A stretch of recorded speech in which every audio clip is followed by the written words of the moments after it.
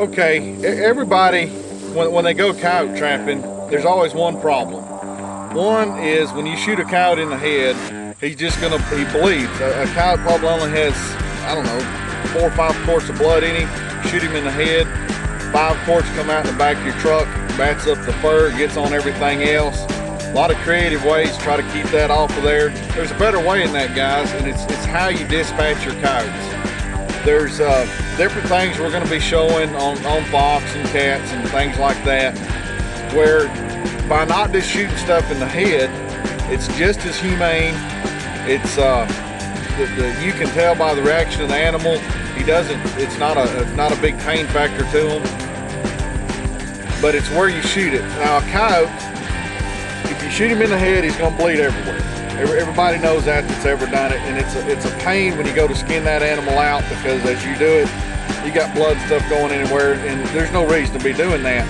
On a coyote, if you shoot either with a rifle or a pistol, just like a deer, think just like a deer, you want to go right behind the shoulder on that coyote. I've seen guys use rifles. I don't really carry a rifle. I carry pistols. We're not going to really get into it on this one.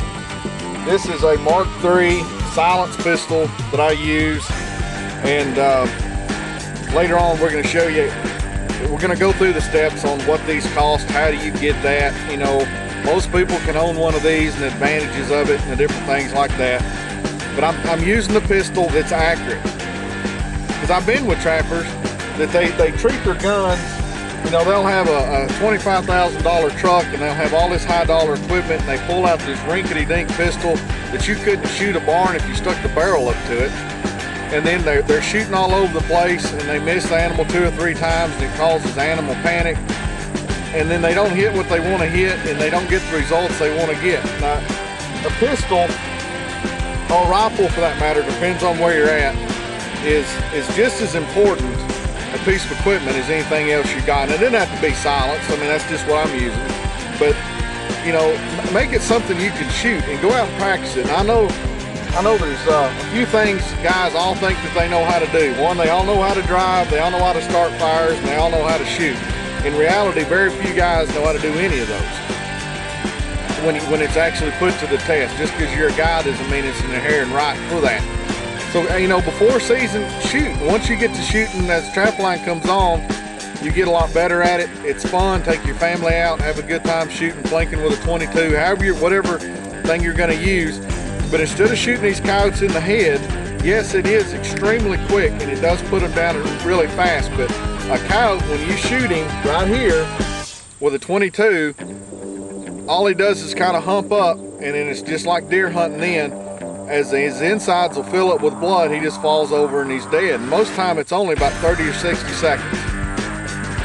Now if there's a granola head out there or a greenie watching this, you're going, well, that's just a terrible thing to do. I want you to keep something in mind. It takes about 8 minutes for them to kill a prisoner that's murdered somebody with all the controlled environment that they have at prison with the drugs that they use. 8 minutes versus my 30 seconds. So if you're a trapper, that's something you need to keep in mind. Always keep in mind it takes them 8 minutes to kill a prisoner under complete controlled situations with drugs. We can do it with a 22 in the field in an uncontrolled environment. 30, 60 seconds, the coyote's dead. That's very humane. The way to do it, by shooting him right back here. That the most you'll get is just a little bit of blood at that one hole. Most time a 22 is not going to go through there. You know, you don't want to be using 45 or anything like that. But you shoot them behind the shoulder, their lungs are kind of down a little bit and up towards the front. If you got someone with you with a catch pole, you put that catch pole on the coyote just like you're going to take him out of the trap, stretch him out, reach down, grab his leg, and have the other one, have your other buddy. That way you get a perfect shot every time right here on a coyote. You want it a little bit low and a little bit to the front of that shoulder. And it's super humane and it's super quick. And we've got a coyote here, and that's what I'm going to use, 22 pistol, and we're going to dispatch this coyote. Don't fall for you got to shoot him in the head, guys, because I'm telling you, your life will be so much easier if you get away from that. Now, if you're doing control work and you're not keeping the coyote, then I would say that's the way to go. But if you're keeping fur, The little hole that's in the pelt's not going to downgrade you a bit. A fur grader's never going to see it anyway, because you're skinning your fur side and you're stretching the fur side out.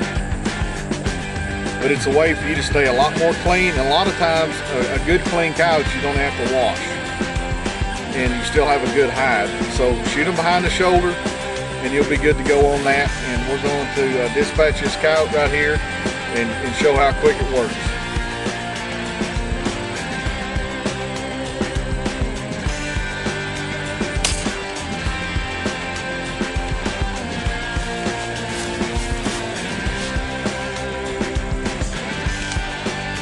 Taking about 43 seconds on my watch. The coyote's completely expired. I can now take control of that coyote, do what I need to do with it, and I don't have any blood. I really don't think blood matters around a set anyway, but I don't have to worry about it when I do this. And it's just such a simpler thing to do, guys. If you do that, I promise you, you'll be better off.